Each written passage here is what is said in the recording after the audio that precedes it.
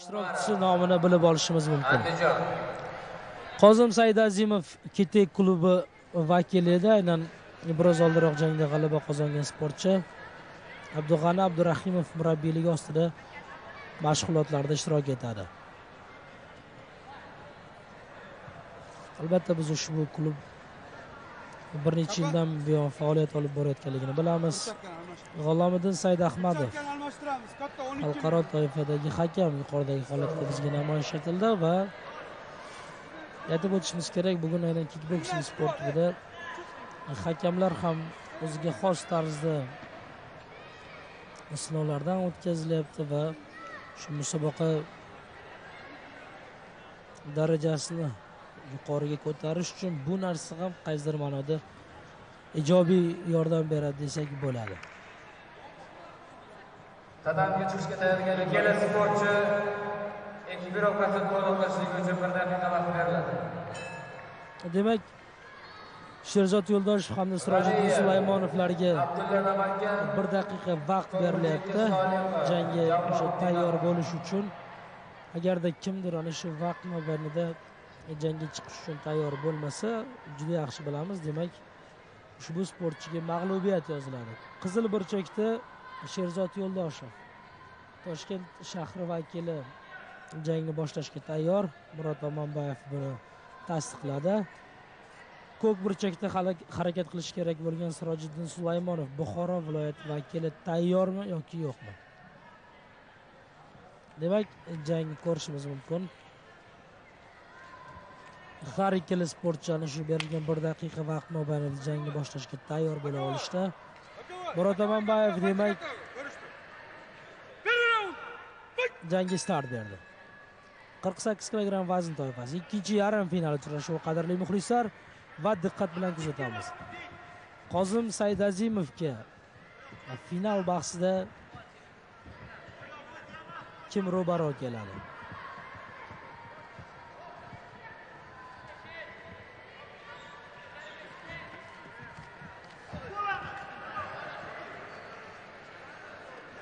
Bu yerda Sirojiddin Sulaymonov referidan vaqt so'radi. Buxoro viloyati vakili va jangni boshlashga ruxsat beriladi.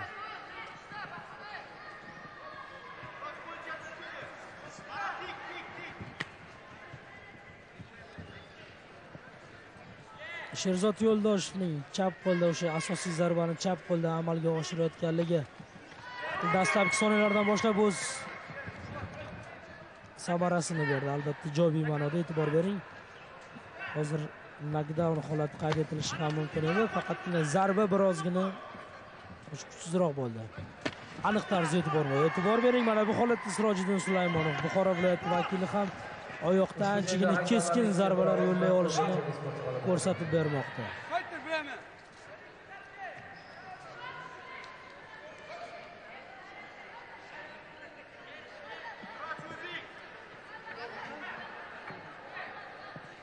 Demak, yana Sirojiddin Sulaymonov korner ko'rsatilyapti.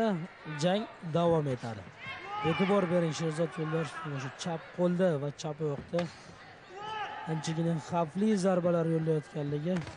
Albatta jang davomida hali ko'p bor o'z natijasini bersa kerak. Lekin Sirojiddin hozir qarshi hujumdan yaxshi foydalandi. Tatamiga taklif etiladi. Bir aniq zarba yo'llay oldi. Abdulla Namangan To'ygunchikka Solihov, Dinamo.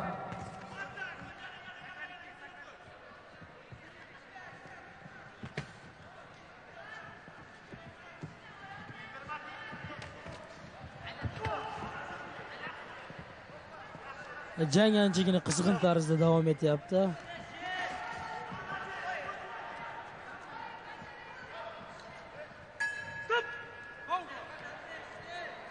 Demak, Murod Omonbayev raund o'z yakuniga yetganligini e'tirof etdi.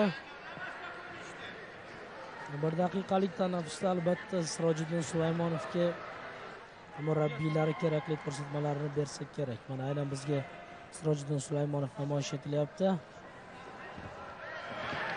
Va bu esa Sherzod Yo'ldoshev, Toshkent jamoasi a'zosi.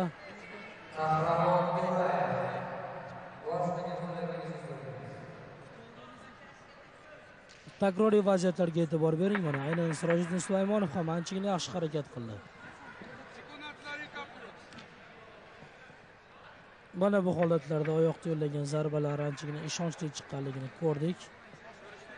Demak, referi navbatdagi raundga start beradi, qadrli muxlislar.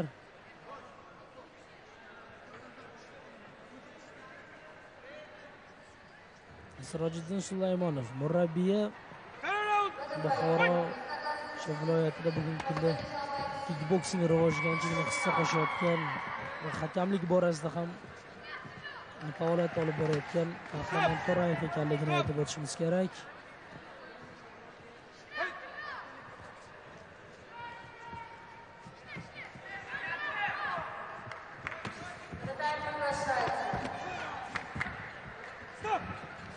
Demak, hujumda Sherzod Yo'ldoshev harakat qilyapti. Himoyada juda ko'p hollarda Sirojiddin Sulaymonov. Bu yerda Sirojiddin Sulaymonovning murabbiylari, ya'ni sekundantlari jang borishiga xalaqit berganliklari sababli aynan Sirojiddin Sulaymonovga ogohlantirish berildi. Rasmiy tarzdagi ogohlantirish edi.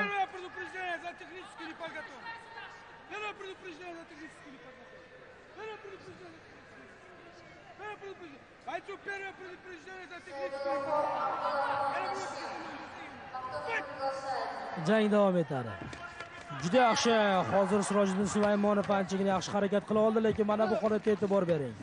Uning o'zi raqibiga qarshi hujumdan foydalanish imkonini berdi va Sherzod bu vaziyatda qanday harakat qilish kerak ekanligini raqibiga ham ko'rsatib qo'ydi.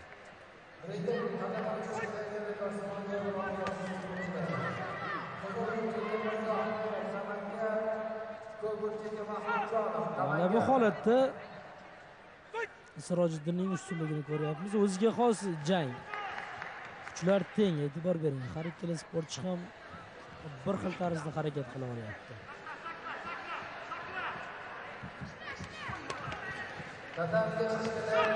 Yo'q, jang to'xtatiladi. Jangni to'xtatish kerak.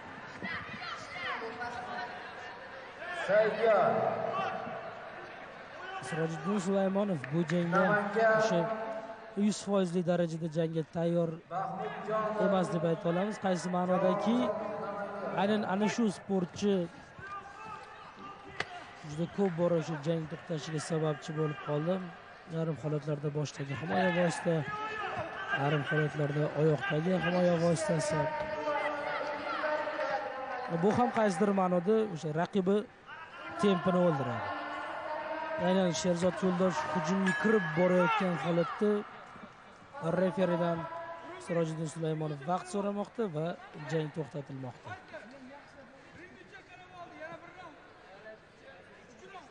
Demak, qizil burchakda harakat qilayotgan sportchi Sherzod Yo'ldoshev hozircha o'sha juda qisqa ochkolar bilan, kam ochkolar bilan bo'lsa-da raqibidan hisobda oldinda boryapti. Biz ana shu sportchini ko'rib turibmiz. Lekin baribir biz qadrli muxlislar 3-raund hal qiluvchi raund ekanligini juda yaxshi bilamiz. Mana bu holatda mana fikrimizni keyinroq davom ettiramiz. Sirojiddin aynan mana shu vaziyatda yaxshi harakat qildi. E'tibor bering. To'g'ridan 3 ta aniq zarba yo'llash imkonini topdi va bu zarbalarning deyarli uchalasi ham menimcha ochko sifatida qayd etildi. Hal qiluvchi raund, qadrli muxlislar, mana shu raundda qaysi bir sportchi yaxshiroq harakat qila olsa, biz albatta aytishimiz kerak. Uning imkoniyatlari yaxshiroq bo'ladi va g'alaba qozonish uchun ko'proq imkoniyatga ega bo'ladi.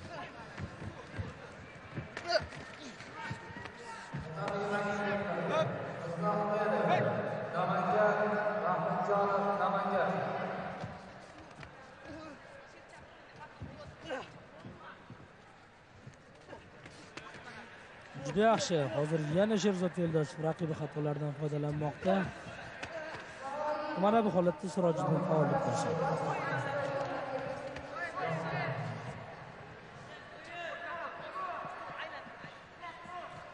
Bu sportchilar o'rtasidagi jang ham anchagina qiziqarli tarzda o'tyapti. Sababi Sherzod Yo'ldoshev chap qo'lda chap oyoqda asosiy zarbani amalga oshiradi. Sirojiddinda esa buning aksi.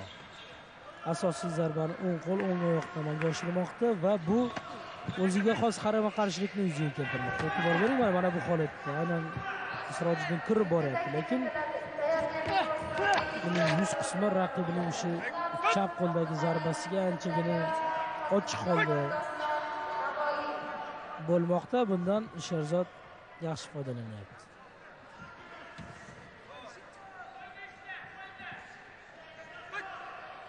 Jang davom etadi. Yana bir necha soniyadan so'ng biz 48 kg vazn toifasida ikkinchi finalchi nomini bilib olamiz. Toshkent hamda Buxoro vakillari o'rtasidagi o'zaro bahs.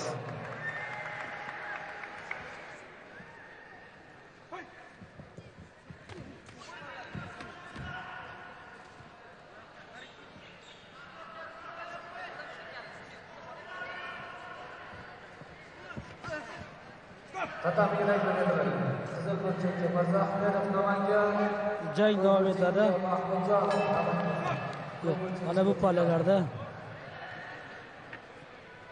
Murod Tomonbayev jangni eslatib o'taman, qadrli muxlislar. Qizil burchakda ushbu jangda Sherzod Yo'ldoshev ishtirok etdi. Ko'k burchakda esa Sirojiddin Sulaymonov. Buxoro viloyati vakilini ko'rib turibmiz. Demak, yon hakamlar tomonidan ko'rsatilgan natijalar yakuniga ko'ra biz ushbu jang g'olibi nomini bilib olamiz va yana bir narsani eslatib o'tishimiz kerak. 48 kg vazn toifasida Qozim Saidazimov finalga chiqib bo'ldi. Aynan ana shu jang g'olibi, demak finalda ushbu O'zbekiston chempionati bahslarida Qozim Saidazimov bilan o'zaro bahs olib borish kerak va ana shu jang g'olibi, demak bu vazn toifasida O'zbekiston chempioni degan nomga sazovor bo'ladi.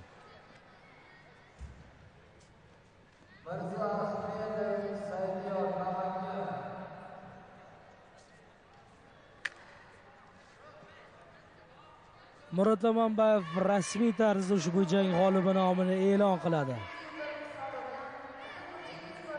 Demak, Sherzod Yo'ldoshev ushbu jangda g'alaba qozondi va finalda Qozim Saidazimov bilan kurash olib borishi kerak. Taklif etilishyapti. 18 yoshga qadar bo'lgan yoshlar o'rtasida 48 kg vazn toifasidagi final uchrashuvi. Qozim Saidazimov qizil burchakda Ketek klubi a'zosi. Ko'k burchakda Sherzod Yo'ldoshev.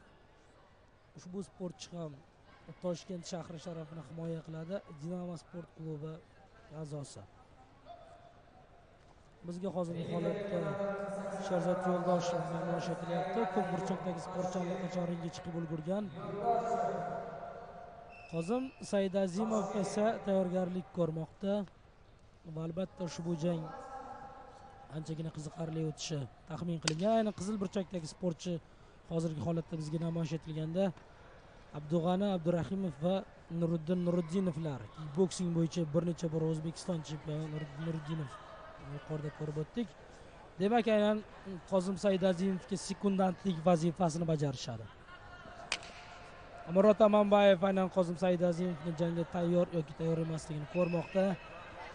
An'anaviy tarzda sportchilar tekshiruvdan o'tkazilyapti va qadrli muxlislar, birinchi raundga start beriladi. Qizil burchakda Qozim Saidazimov, ko'k burchakda Sherzod Yo'ldoshev. Ketek va Dinamo klublari vakillarining O'zbekiston chempionati final bahsidagi o'zaro bellashuvi.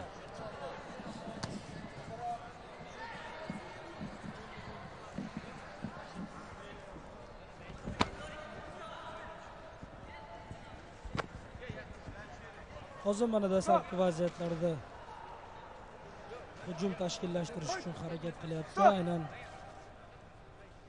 referi tomonidan ushbu sportchining sekundantlari ogohlantirilmoqda va hozir o'ng oyoqqa yo'llangan kuchli zarbalar. Ketma-ket aniq zarba yozil amalga oshirildi va qo'l zarbasiga e'tibor berildi. Demak, Qozim Saidazimov birinchi raundning o'zidayoq to'liq ustunlikka ega bo'lyapti. E'tibor bering, mana bu holatlarda anchagina aniq zarbalarni yo'lladi.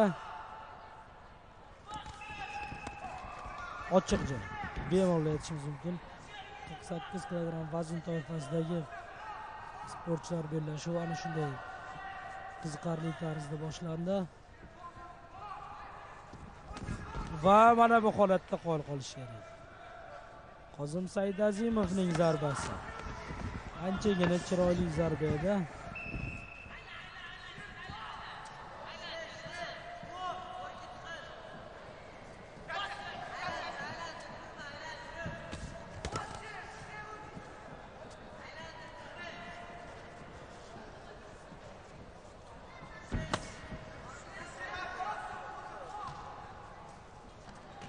Demak, biroz bu yerda sportchilar raund so'nggi daqiqasida ustlashdi. Aynan Qozimdagi o'sha dastlabki raund boshidagi faollikni kuzatmayapmiz va mana endi o'ng qo'lda zarba yo'llash ko'rinib qoldi.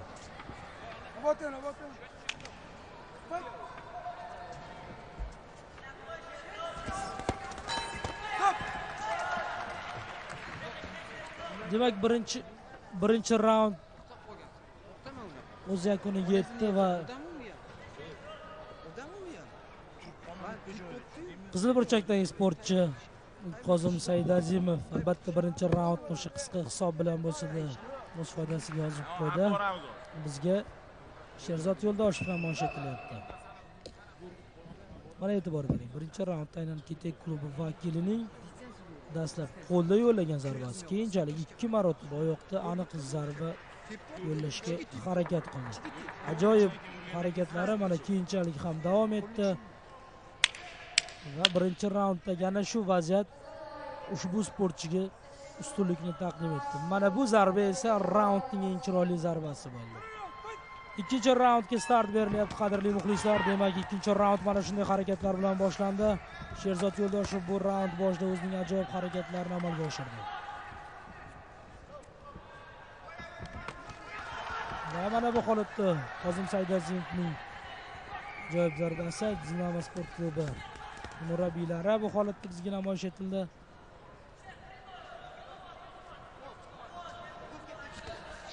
Va mana bu zarba ham aniq tarzda yo'llandi, tana qismiga yo'llandi, lekin referining ogohlantirishi sekundantlarga Abdug'ani Abdurahimov va Nuriddin Nuriddinovlarni ko'rib o'tdik. Kitek klubi murabbiylari.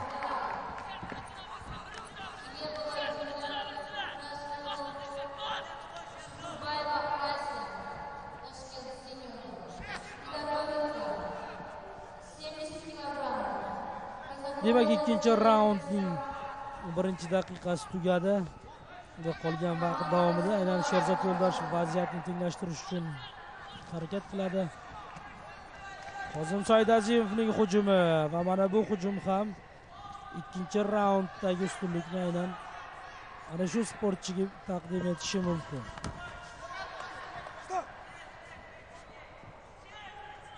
Murod Amonbayev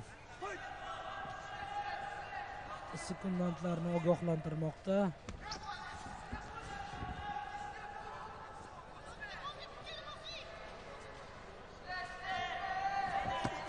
Va juda yaxshi hozir o'ng qo'lda chalg'ituvchi zarba yo'llandi. Keyinchalik chap qo'lda aniq o'sha maqsad sari amalga oshirilgan zarba.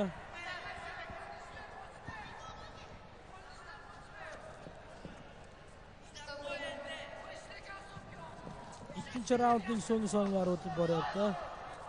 Sherzod Yo'ldoshev harakat qilyapti, lekin raqib kuchiga baribir tan olish kerak. Qozim Saidazimov tajribali sportchilardan biri. Umuman olganda bir-biriga munosib raqiblar ekanligini bizning jang davomida ham kuzatish imkoniga ega bo'lyapmiz. Aynan Qozim Saidazimovning ana shu zarbasi bir necha bor amalga oshirildi va ikkinchi raund tugadi. Qizil burchak namoyish etilyapti bizga.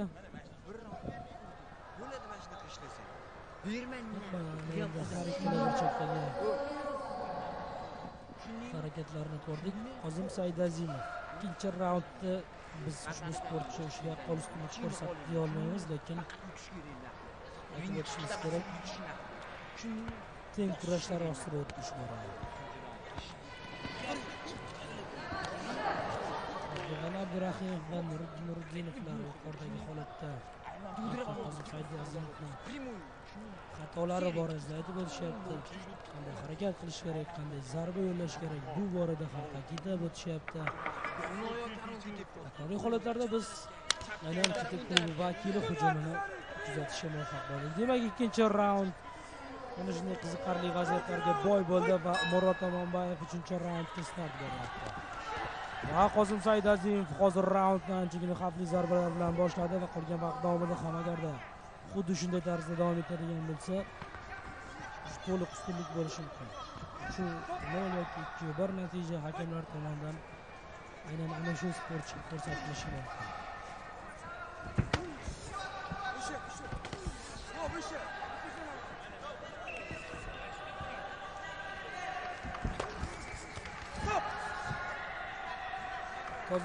Qosim Saidazimovning o'zi hozir bir kuchli zarbani o'tkazib yubordi.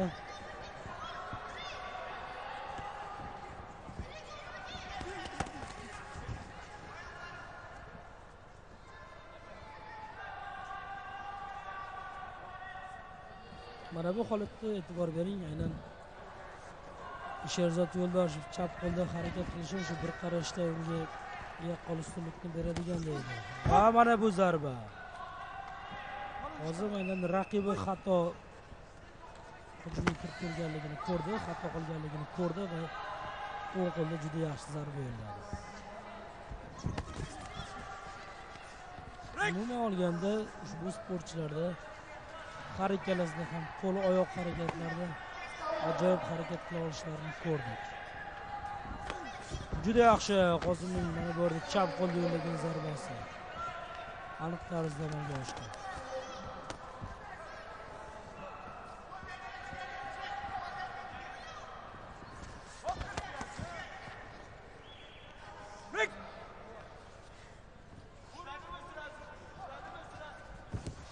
Yana bir aniq zarba, oyoqda Ali Nosnutga yo'llagan zarbasi. Va mana bu holatda